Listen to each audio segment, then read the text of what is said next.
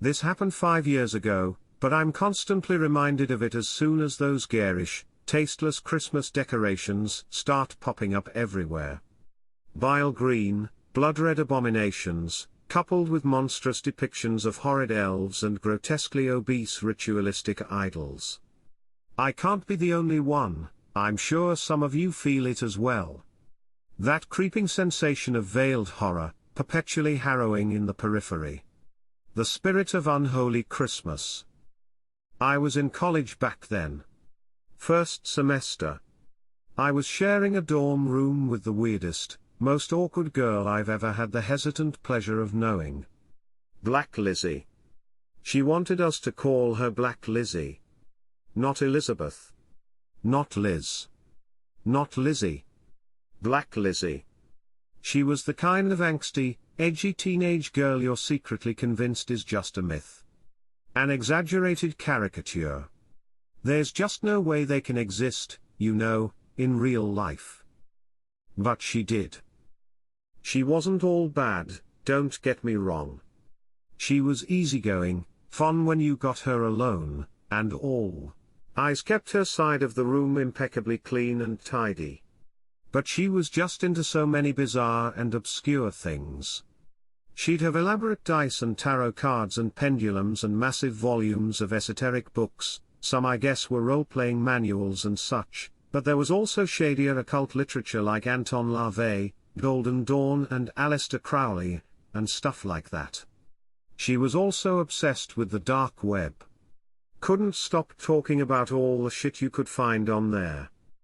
So when Christmas break came around I was more than ready for a few weeks without the incoherent conspiratory ramblings of Black Lizzie.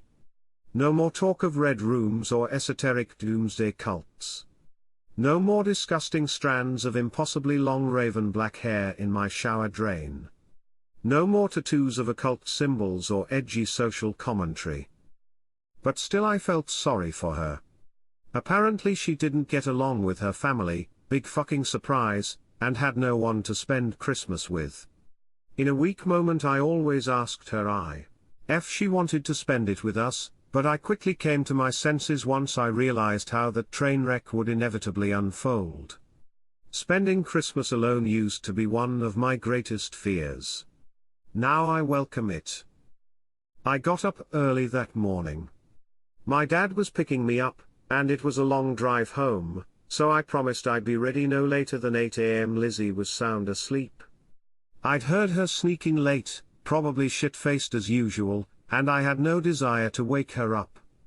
I tippy-toed gently past her bed, but let out a painful shriek as something sharp burrowed into my left foot.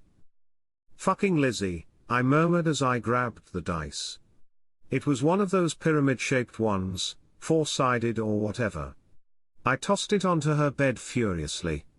Fucking worse than Legos. I brushed my teeth, grabbed my stuff, and was about to stealth out of there when I noticed it.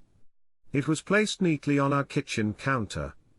A Christmas present, beautifully wrapped in black and red, with a sparkling silvery ribbon. I couldn't help Miss Elf. Had to sneak a peek. To Kendra, Heart Elizabeth. I couldn't believe it. We'd never discussed exchanging presents, and I felt really bad as I realized how much effort she'd put into wrapping it.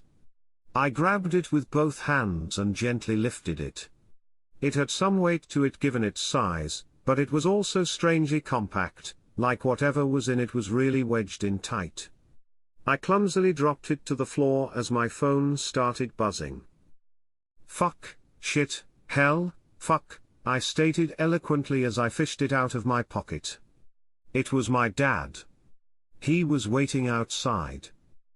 "Sorry, Lizzie," I whispered, "I'll get you something after the break, promise." Spending Christmas with your family changes over the years, you know. It's like it loses all meaning after a while, slowly becoming just another awkward ritual that no one really enjoys.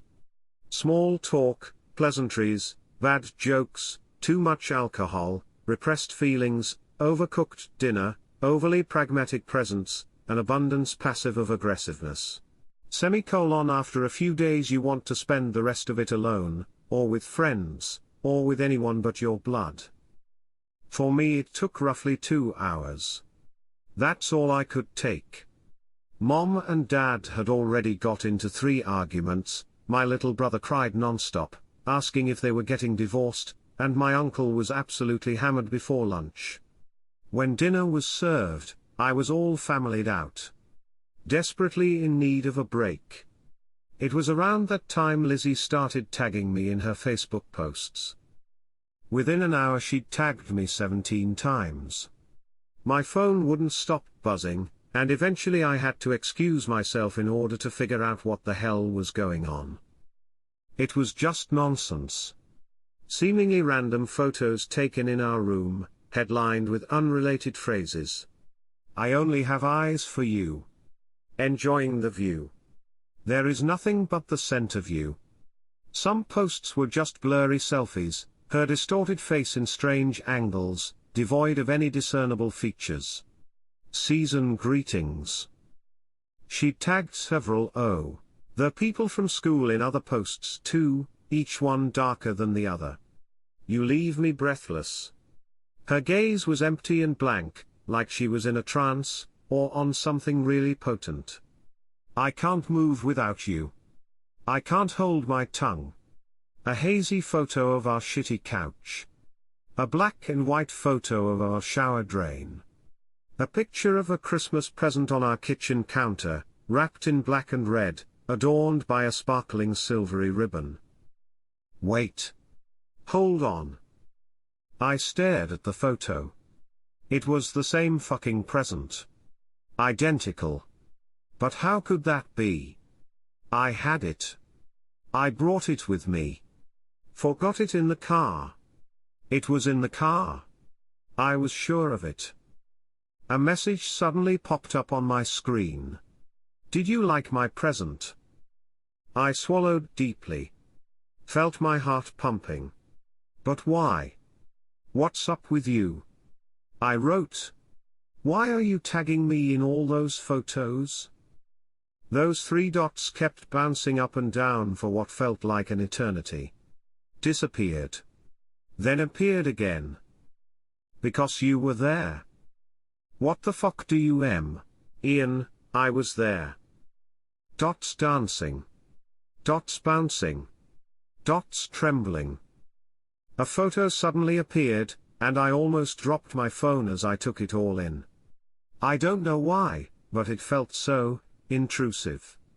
Like some fucking violation. It was a photo of me. Sleeping in my bed, sheets unnaturally drawn aside, my half-naked body exposed. What the fuck? Was all I could write, why would you do that? I was seething with anger and shock. Lizzie was always weird, but I never once took her for some sick, perverted voyeur. Enjoy your present. Chances and odds are that you find it endearing. I tried messaging her over and over, but she didn't respond. I went over the other posts, and people were freaking the fuck out in the comments. What the fuck was going on with her? Cabin fever? After what, 3 hours alone? It didn't add up. Maybe she'd taken something. Some hallucinogen. Maybe she was suicidal. I couldn't think straight. All I could think about was that present.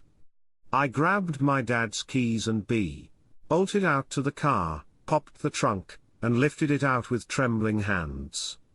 It felt heavier somehow, even more compact than before. I don't know how long I stood there freezing, looking at it from all angles, weighing it idly in my hands, but at some point I just decided to place it gently on the ground.